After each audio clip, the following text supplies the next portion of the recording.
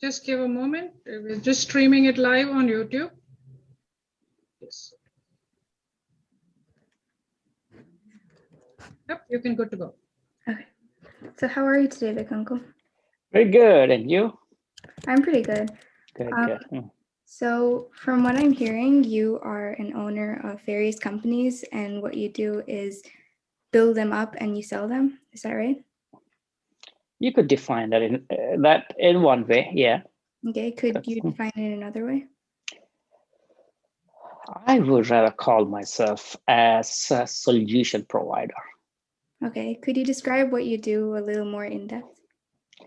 I spend my days solving problems for my businesses. That's probably the most accurate description. Okay. So, Nice. That's nice. mhm. So could you walk us through what you do on a daily basis? Yes, I spend a lot of time talking to people, meetings, finding the essence of the business really, why we do it, what good will that do, how can we get better, what are we trying to achieve, all kinds of questions we ask ourselves on a daily basis. How does this particular thing meet our long-term goals, stuff like that. That's how I spend a lot of my time. That's interesting. That's nice. Mhm. So has the pandemic in any way affected how you work? I do have a diversified businesses. So yes, it's affected some businesses and did not affect some businesses. I know it's at the end of the day, it's a wash. There are good things and the bad things. So the way I look at it is it's a wash. It is something that is happening. There's nothing you could do but to adapt. That's how it changed for any time. Yeah? Okay, that's interesting. That's nice. Mm-hmm. So how did you get the idea or concept of doing what you are today? Well, that has to go back to my very first business. I was consistently late to my job, so I got fired. So there was nothing else I could do but to start my own because I can't fire myself. At least that's what I thought that time. But now I can fire myself. But when I was angry, that's how it started. It started very innocently, just like I said. It's nothing to do with. I have absolutely no idea where I was heading.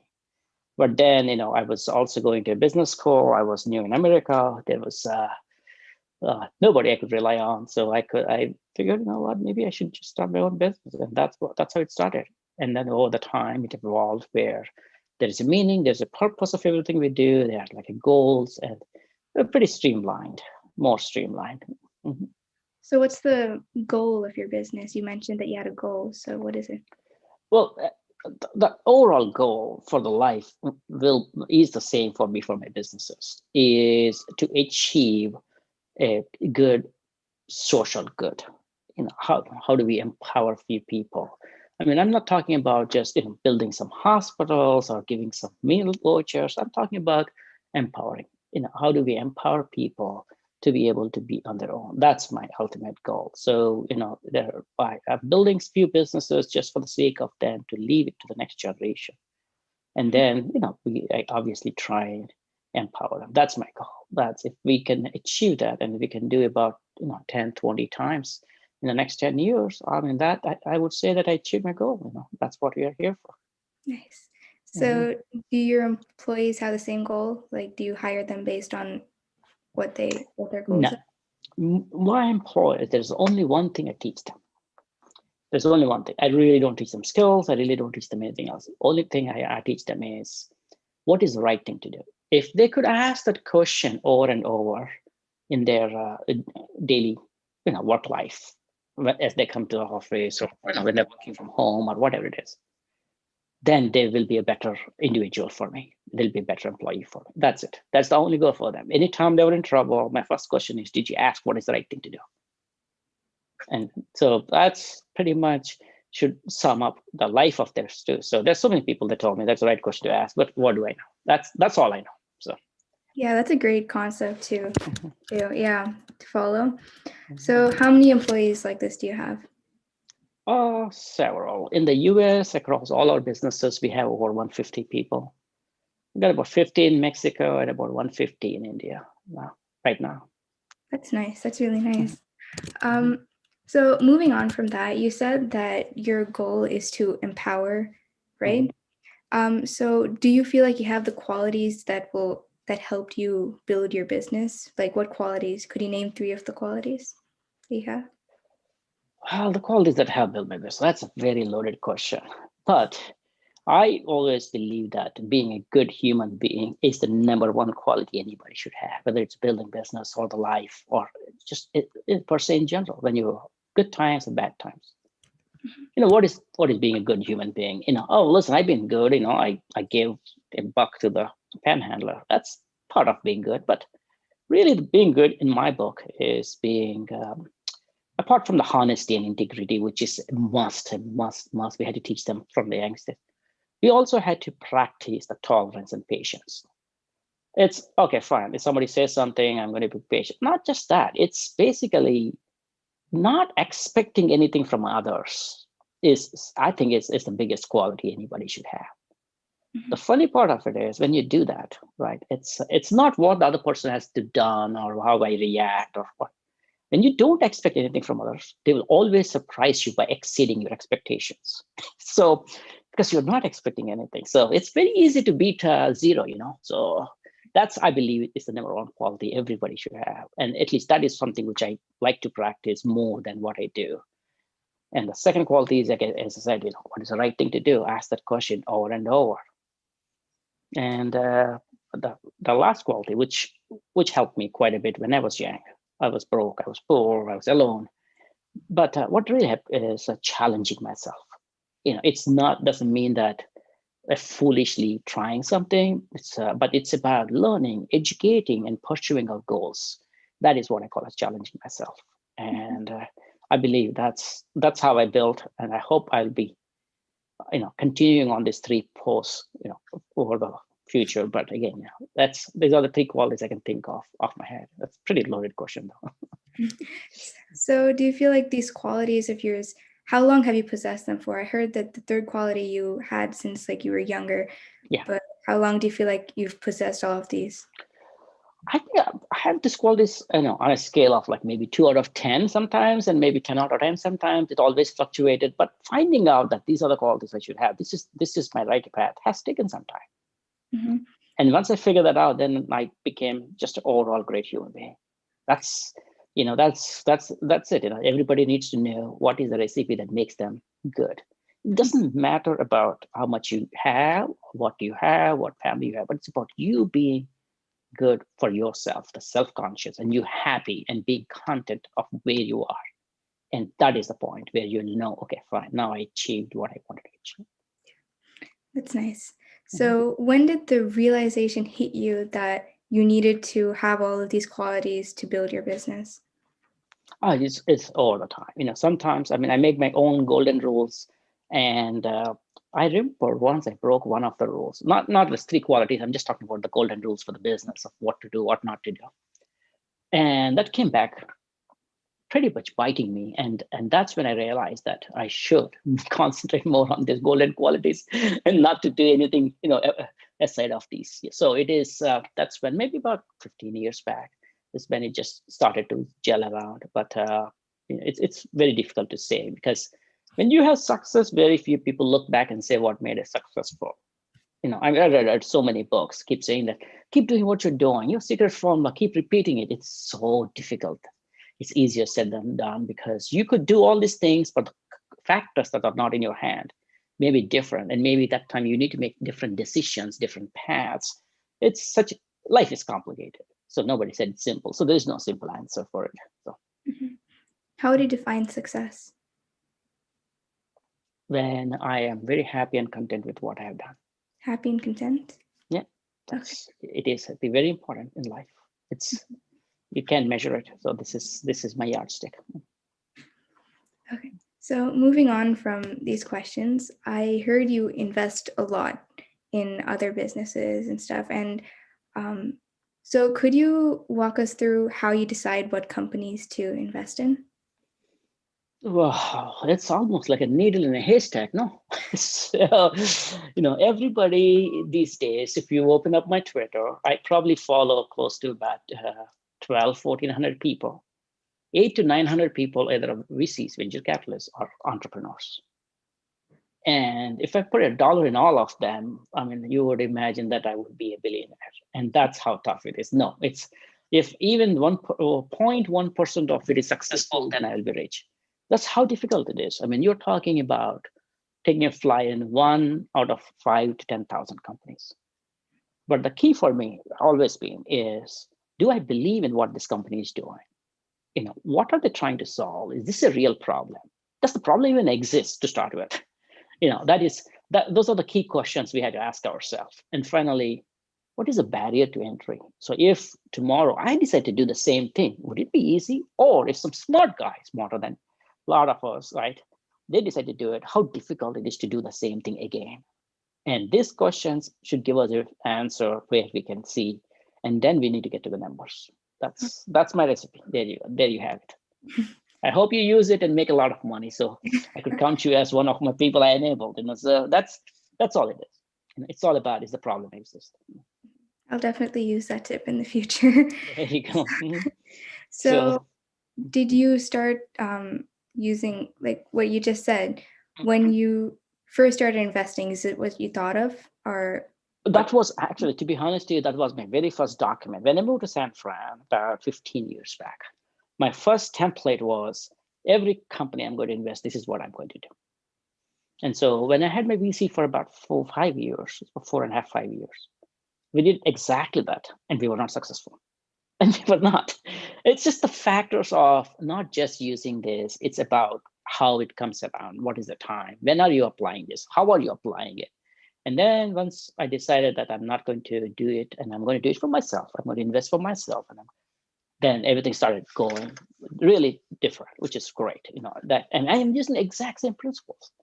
It's just a different way of doing it, and that's why it is very difficult to just say that is this how it's going to help. It's just I'll explain to you simple. As Robinhood, the app you use right now, right? It's and then a Coinbase app.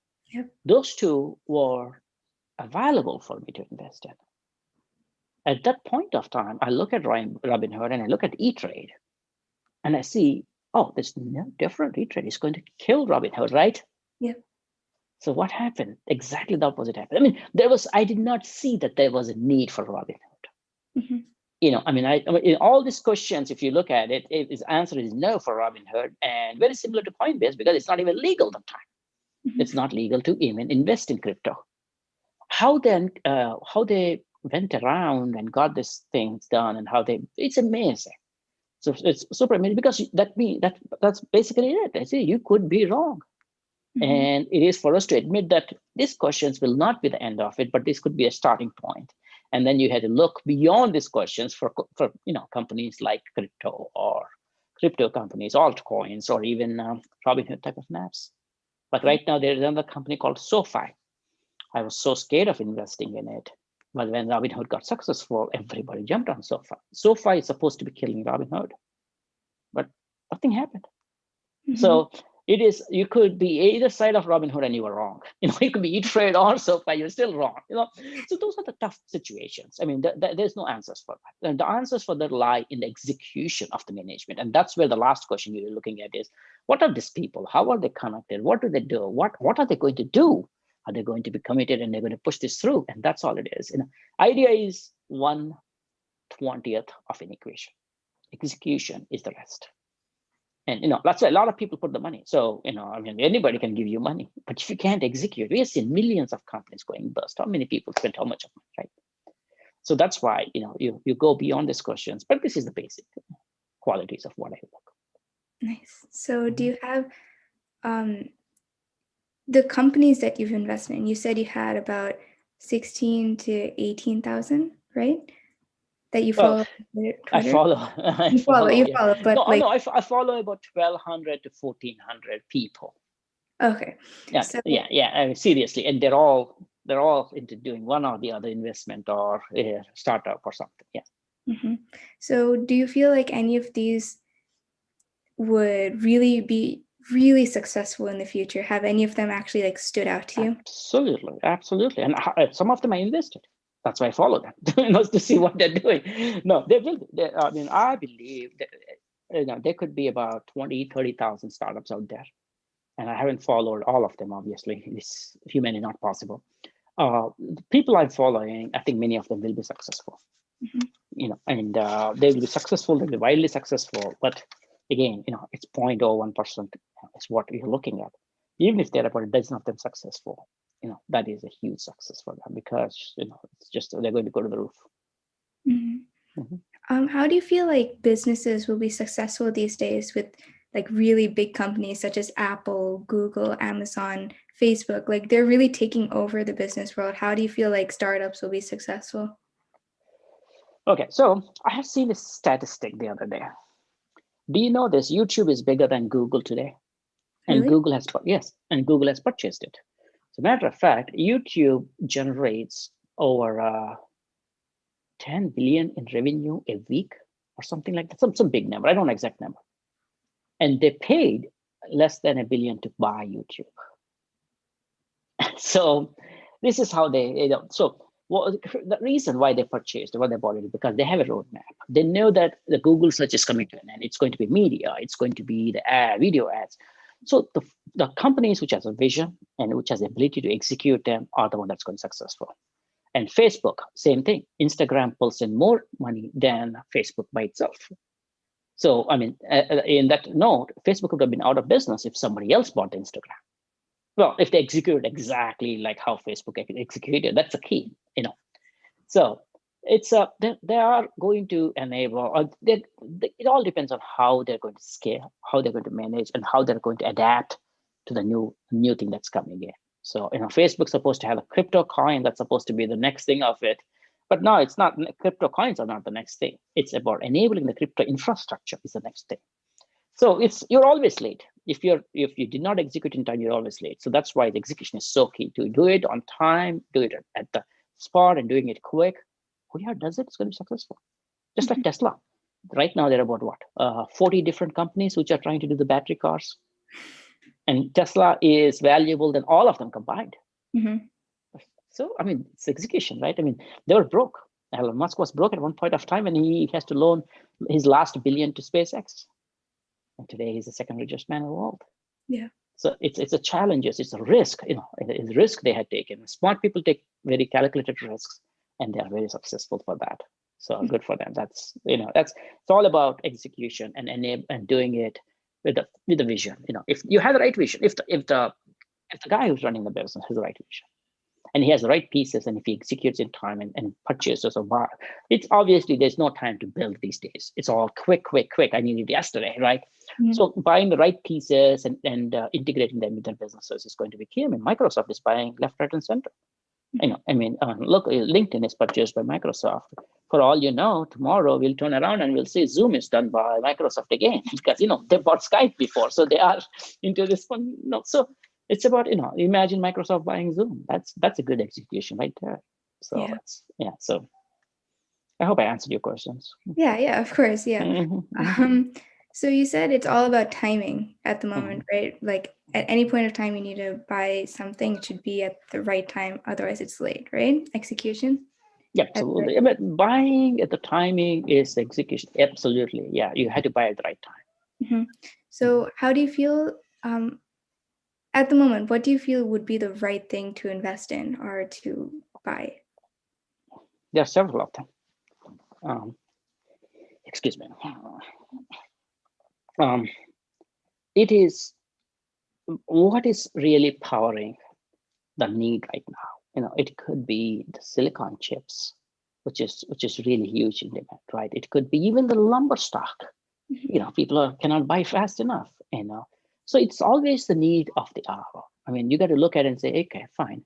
If they don't have enough homes and they're not selling, and for the next 2 years they're going to buy. So how are the lumber futures doing? What are lumber stocks can I buy into if they're cheap? Or right now the graphics GPUs are in huge demand because there's lack of silicon because they're using that everywhere. In computers, even in Tesla batteries, and everywhere. So I mean, you got to go and see if this particular company is serving the need and it has a potential to grow. That's it. That's the only thing you have to look at. And then you invest in it, and let's hope the management takes care of you and then executes it. But your job is to actually check the fundamentals at that point of time. I mean, and I seen somebody saying that, oh, Tesla is at 680, it was 780 last month, so I'm going to buy it and keep it. That is definitely not what I want anyone to do it, So yeah. Mhm. So right now we're in the middle of a pandemic, one Mhm. and a half years, I think it's Mhm. been. Yeah. So It's a little over every year, about 13, 14 months. It's March of last year, right? Yeah. yeah. Mm. Yeah, one year. Mm. So do you feel there's so many things that are going on? Everything's changed, like what we do during work, school, social life. And lots of businesses, their stocks have fluctuated like crazily, and we Crazy. don't know what to really invest in. We never did, but it's really crazy now. It's a really turbulent time for the stock market. So, what do you feel that companies should do to help them through this pandemic? Should I rephrase that in a different Yes, way? please. Yeah, Okay. I did not get the question. I got the rest of Yeah. it. So, Do you feel that companies, how do I phrase this? well, let me explain to you. The company is never worried about the stock price. At least the good companies, they're never worried about what the stock price today is. Mhm. If all they should be worried, any good company, is where we are heading to. So I was at a pre-IPO company,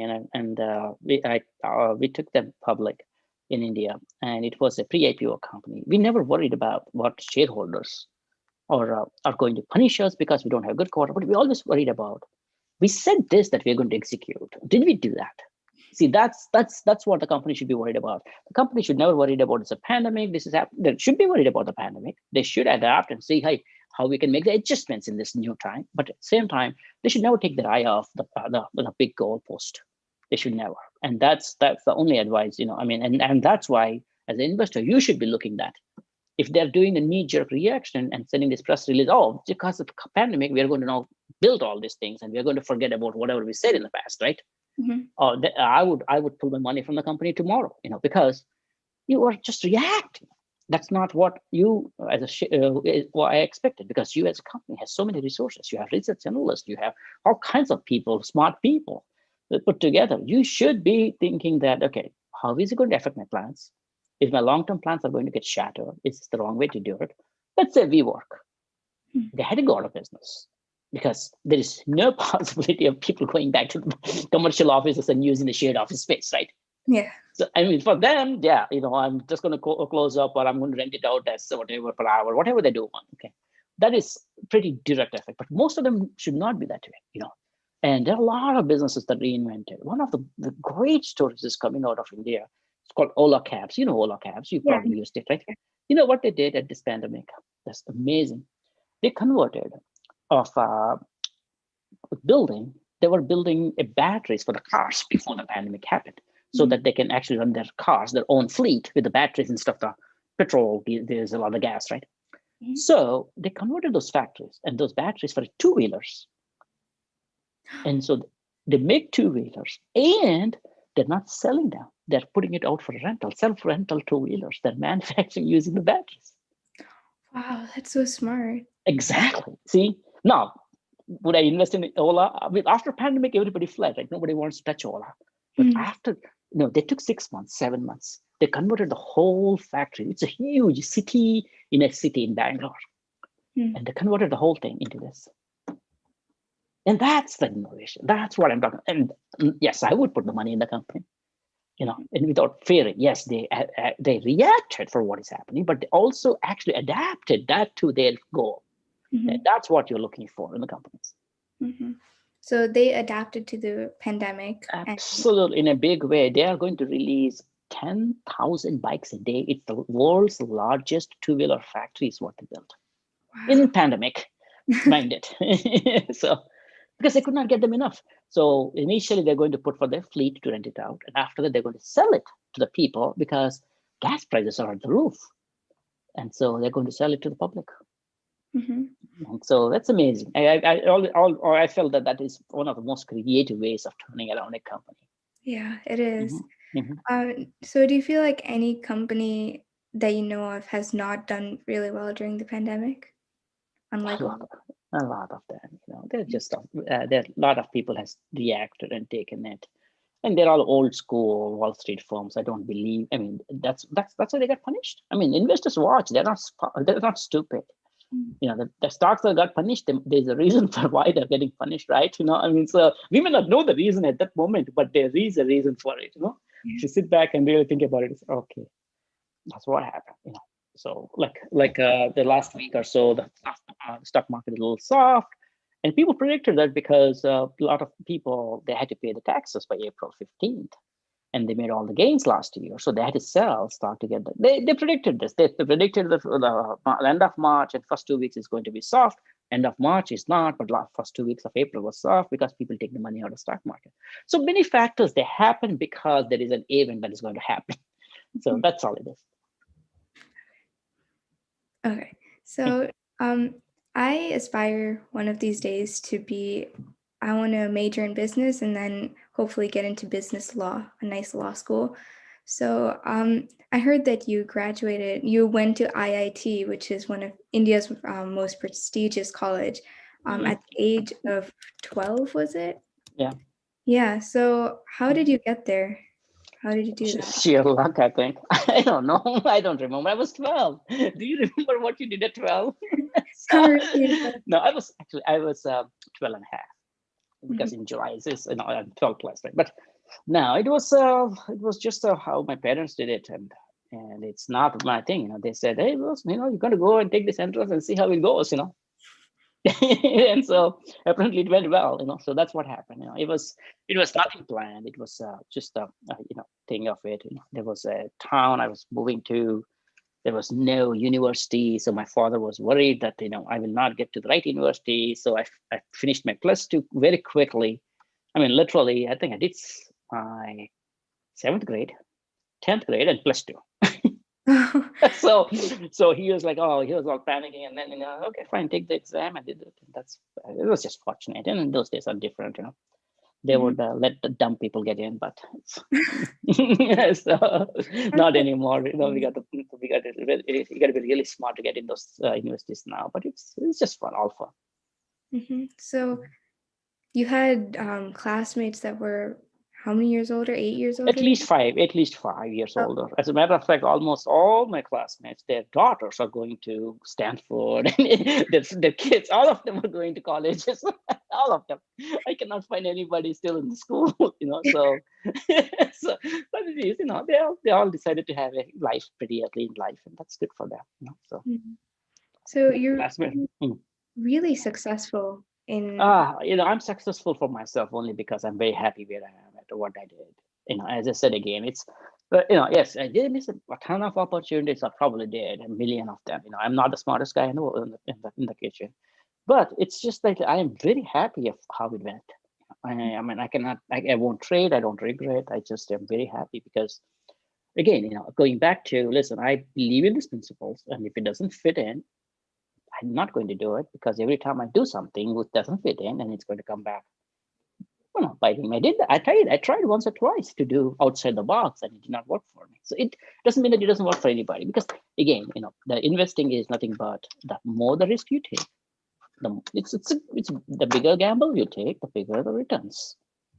Okay, so then the problem is, let's assume the 5 people are taking the same risk, and it's only 20% chance. What happens to the rest 4 of them?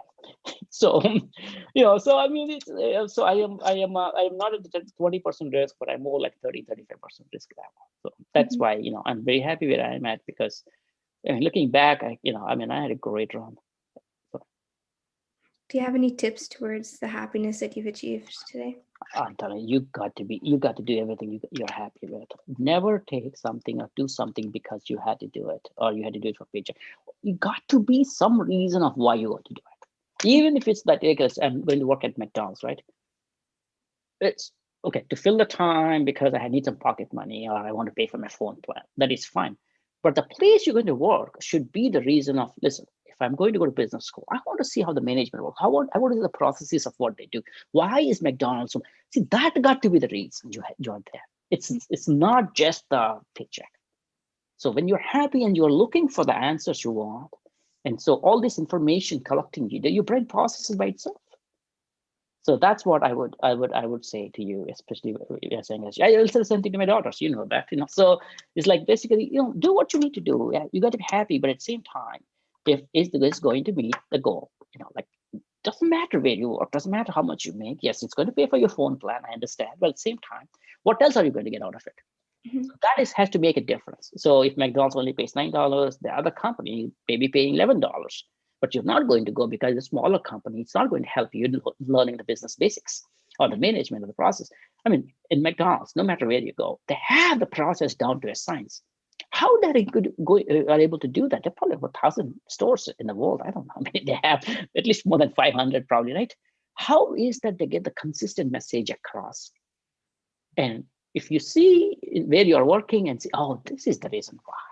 Because everything is structured, everybody goes by the book. Everybody tells you 1, 2, 3. That's it. Don't deviate.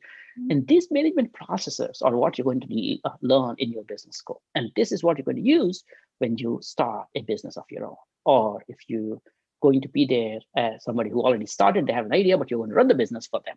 Because being a lawyer and management, that's what you're going to do. You're going to end up as a CEO of a company. And so you have all these processes. Okay, this is how it's done. This is how it should be done. You're doing this way, but we can be more efficient this way. Mm-hmm. And so those are things I want you to learn from the early age. That's all. I don't even know where you work by the way. So I'm just making up an example because it's the easiest example for me to pick, So Mm-hmm. Yeah, that's what I want you to think. Everything and every decision you make, not like where to go for movies today, but any long-term decisions or like a little time-consuming ones. I want you to think how it's going to fit my plan of what I'm going to do. You don't know exactly what you're going to do, but you know this management and you want to have a legal background. So at least you know the parameters where you're going to. Yeah. Now, how does it fit in? What you should be looking at, not just doing your job, but these are the things you got to keep your eyes open for, because they don't teach you that. It's your job to learn. Yep. Okay. So you're saying look at the bigger picture, right? Of all things. Mm-hmm. Okay. Great. So today, what I've pulled out of this is use your tip with stocks and look for good companies to invest in, and look at the bigger picture when it comes to companies, right? And management and all that. So I just want to thank you for being with us today. It was great talking to you. I just hope that I just shared what I know. I just hope that you liked what I said. You don't have to take it on the face value again. So good luck. And if you want to email me some of your ideas for your stocks, I'll be happy to look at it for you. Okay. Thank you so much for being here. Good. Have a good one. Okay, you too. Bye-bye. Bye.